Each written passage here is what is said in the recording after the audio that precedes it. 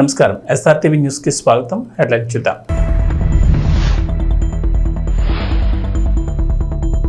AP ఎన్నికల ప్రధానాధికారిగా IAS Vivek Yadav ఆమోదం తెలిపిన కేంద్ర ఎన్నికల సంఘం. 6 వరుసలుగా హైదరాబాద్ విజయవాడ హైవే రహదారి విస్తరణపై కేంద్రం నుంచి గ్రీన్ సిగ్నల్.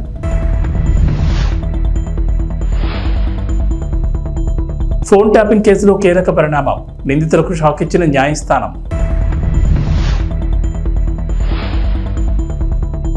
కల్కి కలెక్షన్లు 1000 కోట్లు దాటడంపై అమితాబ్ రియాక్షన్.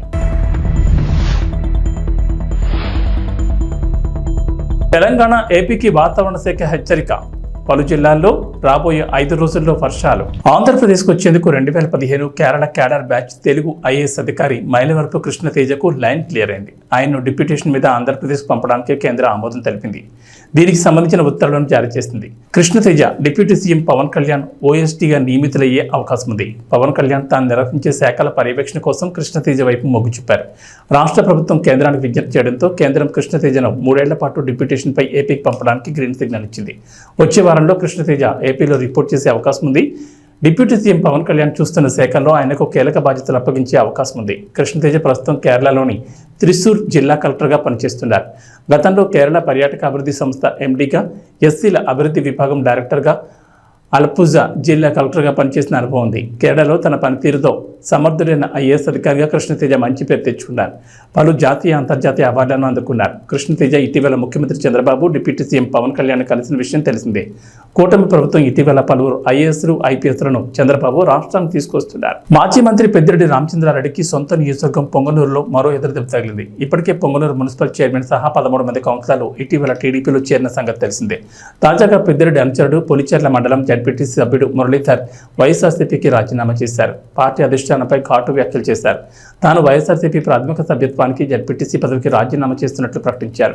ఈ మేరకు రాజీనామా లేఖను జడ్పీ సీఈఓకు అందజేసేందుకు జడ్పీ కార్యాలయానికి వచ్చారు. అధికారిని అందుబాటులో లేకపోవడంతో కలెక్టరేట్కి వెళ్లి జేసీ శ్రీనివాసులకు రాజీనామా లేఖ సమర్పించారు. మురళీధర్తో పాటుగా 2 వైస్ ఎంపీపీలు, 7 సర్పంచులు కూడా వైఎస్ఆర్సీపీకి రాజీనామా చేశారు. వీరిలో వైస్ ఎంపీపీలు ఈశ్వరి గోవర్ధన్, రాశి ప్రసాద్, సర్పంచులు సరస్వతి, ఉషారాణి, షుక్కూర్, మధు, వెంకటేష్, అనిత, రాణమ్మ ఉన్నారు. వైఎస్ఆర్సీపీ కేడర్ కష్టాల్లో ఉంటే ఆదుకోకపోవడంతోనే పార్టీ ప్రాథమిక సభ్యత్వానికి జడ్పీటీసీ పదవికి రాజీనామా చేస్తున్నట్లు మురళీధర్ తెలిపారు. వైఎస్ఆర్సీపీ ప్రభుత్వ హయాంలో స్థానిక సంస్థలను నిర్వీర్యం చేశారని, గ్రామాల్లో అభివృద్ధి పనులు చేయలేకపోయామని ఆగ్రహం వ్యక్తం చేశారు. ఆంధ్రప్రదేశ్ సీఈఓగా వివేక్ యాదవ్ నియమించేందుకు కేంద్ర ఎన్నికల సంఘం ఆమోదం తెలిపింది. ఈ మేరకు ఈసీ నుంచి సీఎస్ నీరబ్ కుమార్ ప్రసాద్కు ఉత్తర్వులు పంపించారు. వివేక్ను వెంటనే బాధ్యతలు స్వీకరించాలని పేర్కొనగా వివేక్ యాదవ్ బాధ్యతలు తీసుకోగానే ఇప్పటివరకు సీఈఓగా ఉన్న ముఖేష్ కుమార్ మీనా రిలీవ్ అవుతారు.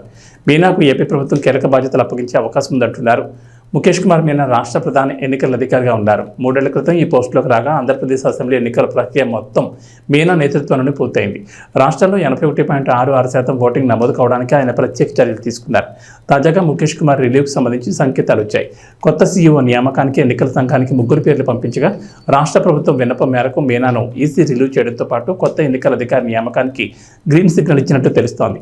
మొన్నటి వరకు సిఆర్డీఏ కమిషనర్గా విధులు నిర్వహించిన వివేక్ యాదవ్ను ఏపీ సీఈఓగా నియమించారు. వివేక్ యాదవ్ మొన్నటి వరకు సిఆర్డీఏ కమిషనర్గా ఉన్నారు. 2 రోజుల క్రితమే ఆయన్ను యువజన సర్వీసులు, క్రీడల శాఖ కార్యదర్శిగా బదిలీ చేశారు. ఇంతలోనే సీఈఓగా నియమిస్తూ ఆదేశాలు వచ్చాయి. దేశంలోని అత్యంత రద్దీగా ఉండే జాతీయ రహదారిలో హైదరాబాద్ విజయవాడ నేషనల్ హైవే ఒకటి. ఈ జాతీయ రహదారిపై రోజుకు వేల సంఖ్యలో వాహనాలు రాకపోకలు సాగిస్తూ ఉంటాయి. ఏపీ, తెలంగాణ మధ్య ఈ హైవే వారధిలా ఉంటుంది. పండగ సమయంలో అయితే ఈ రహదారి అత్యంత రద్దీగా ఉంటుంది. కిలోమీటర్ల మేర వాహనాలు బారులు తీరుతూ ఉంటాయి.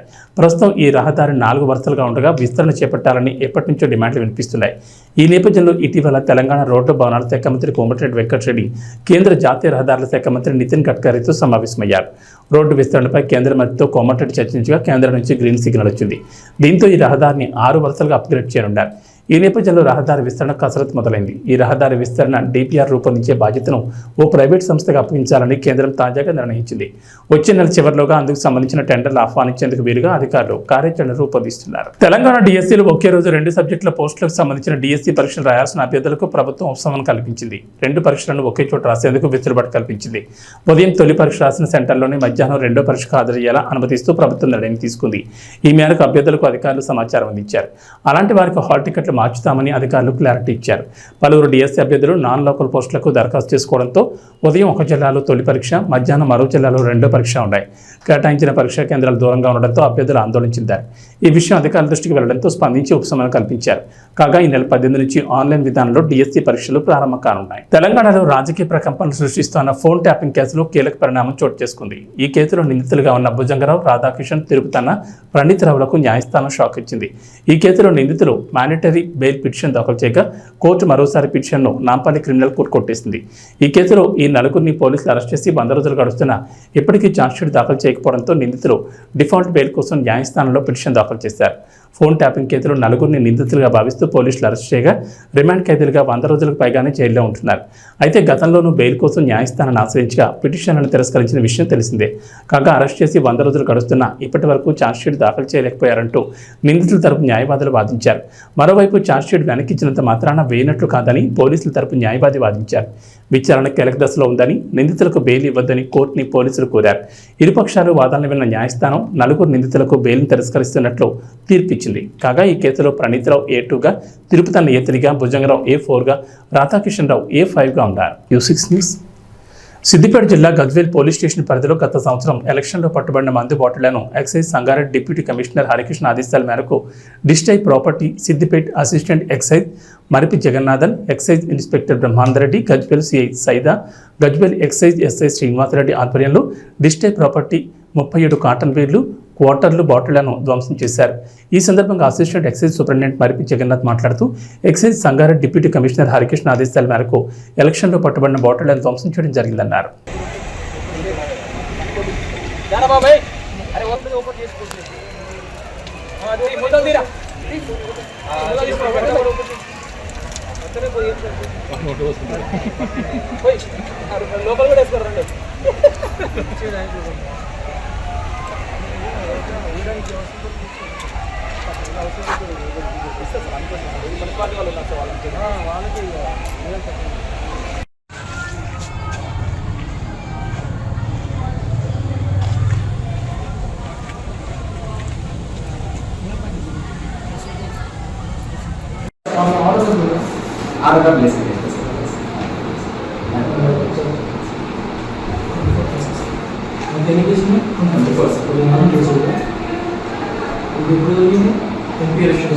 నా పేరు జే మర్ఫీ, ఆయన assistant excise superintendent Siddipet.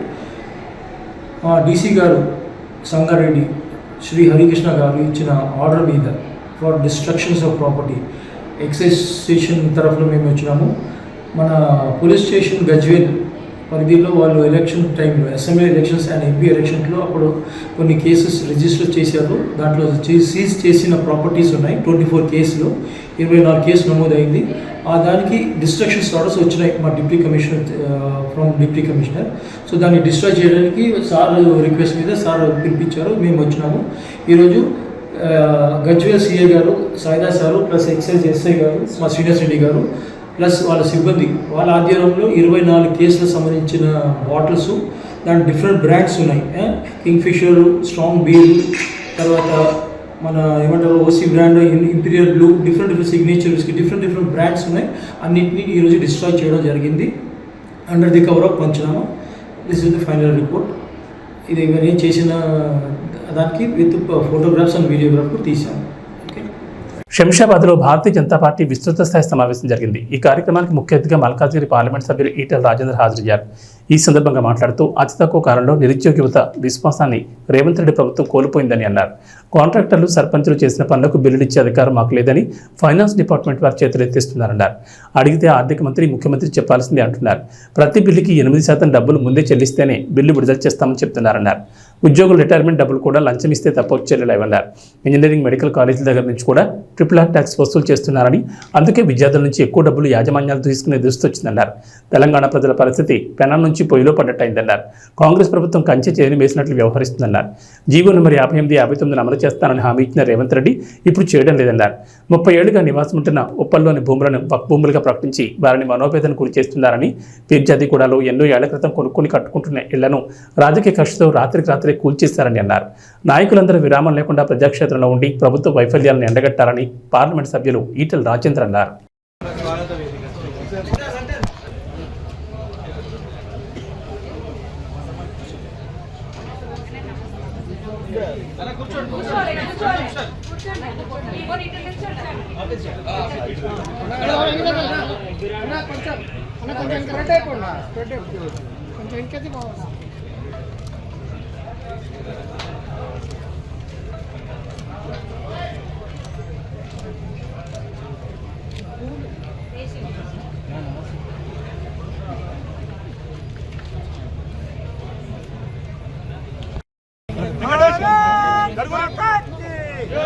Bharatiya Janata party Narendra Modi गारी नायकत्व नरेंद्र मोदी गारी नायकत्व जय श्री राम जय श्री राम भारत माता की भारतीय जनता पार्टी भारतीय जनता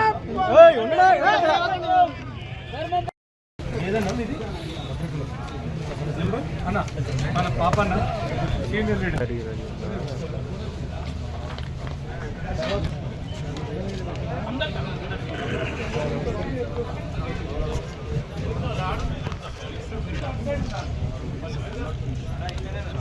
ప్రభుత్వ పాఠశాలలో విద్యార్థులకు మెరుగైన విద్యాబోధనతో పాటు నాణ్యమైన ఆహారం అందించాలని జిల్లా కలెక్టర్ చదలవాడ నాగరాణి సూచించారు. పాలకోడేరు జిల్లా పరిషత్ ఉన్నత పాఠశాలను జిల్లా కలెక్టర్ చదలవాడ నాగరాణి ఆకస్మికంగా తనిఖీ చేశారు. మధ్యాహ్న భోజనాన్ని స్వయంగా రుచి చూసి పలు సూచనలు చేశారు. ఈ సందర్భంగా నాగరాణి మాట్లాడుతూ 10వ తరగతిలో 100% ఉత్తీర్ణ సాధించాలన్నారు. సబ్జెక్టు బాగా నేర్చుకుంటే భవిష్యత్తులో మంచి ఉపయోగం ఉంటుందని విద్యార్థులకు ఆమె సూచించారు. మధ్యాహ్న భోజన పథకం బోర్డులను పరిశీలించి మెనూ ప్రకారం భోజనాలు విద్యార్థులకు అందించాలన్నారు. ప్రస్తుతం వర్షాకాలం సీజనల్ వ్యాధులు వచ్చే అవకాశాలు ఉన్నందున పిల్లలు ఆరోగ్య అలవాట్లను పాటించాలని సూచించారు. భోజనం ముందు తర్వాత చేతులను శుభ్రపరచుకోవాలని తెలిపారు.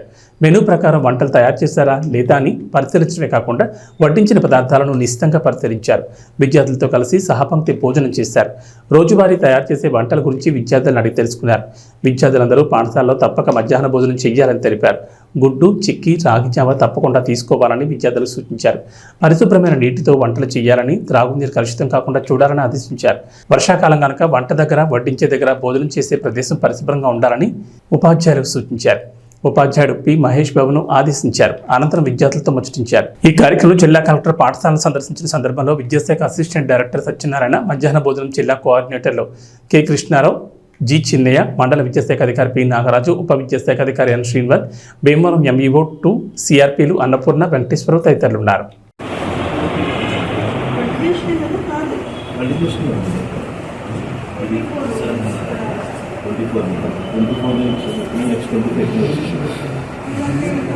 ఇది డయాగ్నోసిస్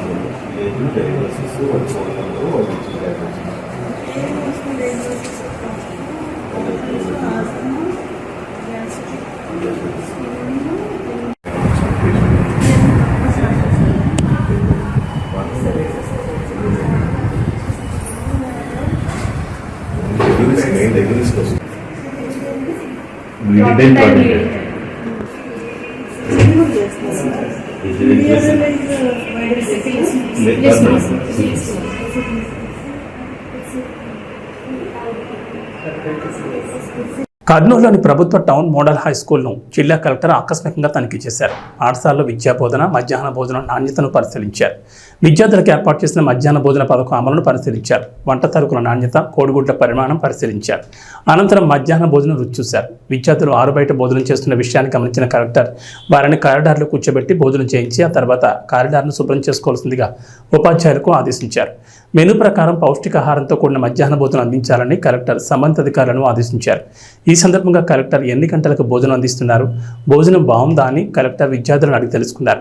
అలాగే విద్యార్థులతో ఉద్దేశించి మాట్లాడుతూ మీకు రక్త పరీక్షలు చేస్తున్నారా, ఎన్నిసార్లు చేశారు, ఐరన్, ఫోలిక్ యాసిడ్ సప్లిమెంట్లు ఇస్తున్నారా అని ప్రశ్నించారు.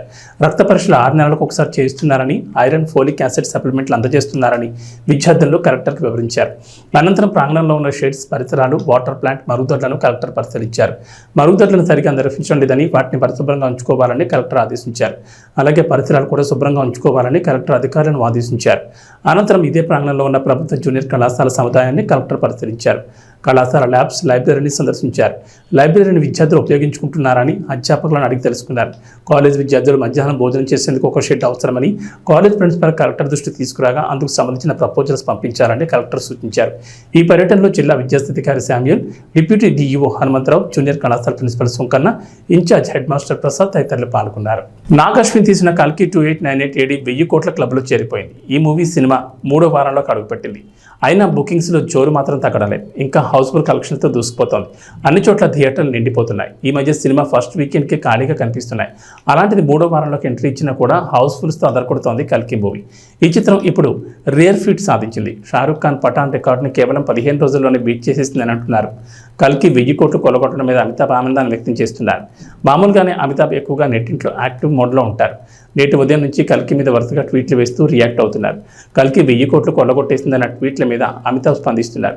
అమేజింగ్, వావ్ అంటూ తన ఆనందాన్ని పంచుకున్నారు. షారూఖ్ పఠాన్ రికార్డు బ్రేక్ అనే ట్వీట్ మీద కూడా అమితాబ్ రియాక్ట్ అయ్యారు. కల్కి జవాన్ రికార్డును కూడా కొల్లగొట్టేలా ఉంది. ఈ జోరు చూస్తుంటే RRRను కూడా క్రాస్ చేసేలా ఉంది. కల్కి రిలీజ్కు ముందు అంతగా హైప్ లేదు. బజ్ను కూడా క్రియేట్ చేయలేదు. పాటలు ఏమంతగా ఆకట్టుకోలేదు. టీజర్, ట్రైలర్లు ఓకే అనిపించాయి. ప్రమోషన్స్ కూడా పెద్దగా చేయలేదు. అలా సైలెంట్గా వచ్చి ఇలా 1000 కోట్లు కొల్లగొట్టేశారు. కల్కి విషయంలో నాగ్ అశ్విన్ మంచి స్ట్రాటజీ ప్లే చేశాడు. సినిమా గురించి టీం మాట్లాడే కన్నా రిలీజ్ అయిన తర్వాత ఆడియన్స్ మాట్లాడితే బెటర్ అనుకున్నాడు. అందుకే ఆడియన్స్ మాట్లాడారు. 1000 కోట్లు కట్టబెట్టారు. లాంగ్ రన్లో ఇంకెన్ని రికార్డులు క్రియేట్ చేస్తుందో చూడాలి.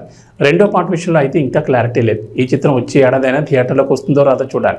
మొదటి పార్ట్ అయితే ఓవర్సీస్లో కొత్త రికార్డులు క్రియేట్ చేస్తోంది. ఇప్పటికే నార్త్ అమెరికాలో $17 మిలియన్ పైగా రాబట్టింది. వచ్చే ఏడాది జరగనున్న ICC ఛాంపియన్స్ ట్రోఫీ 2025కు పాకిస్తాన్ ఆతిథ్యం ఇస్తోంది. అయితే భారత క్రికెట్ జట్టు ఆ దేశానికి వెళ్లేందుకు BCCI ససేమిరా అంటున్నట్లు తెలుస్తోంది. అయితే పాకిస్తాన్ మాత్రం టోర్నీకి సంబంధించిన ముసాయిదా షెడ్యూల్ను ICCకి సమర్పించింది.